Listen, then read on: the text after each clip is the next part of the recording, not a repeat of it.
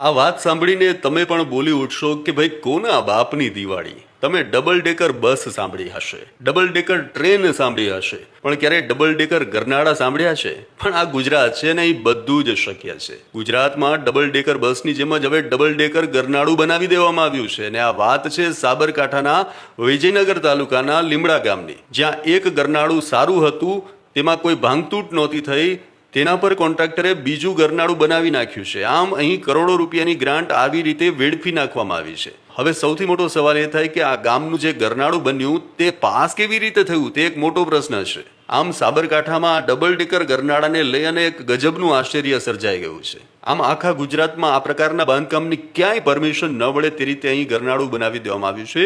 ત્યારે હવે આ ગરનાળું બની ગયા બાદ તેની ડિઝાઇનને લઈને વિવાદ સર્જાયો છે અને તેના કારણે જ સાબરકાંઠા જિલ્લાના જે બાંધકામ અધિકારીને સરકારે ફરજિયાત નિવૃત્ત પણ કરી નાખ્યા છે.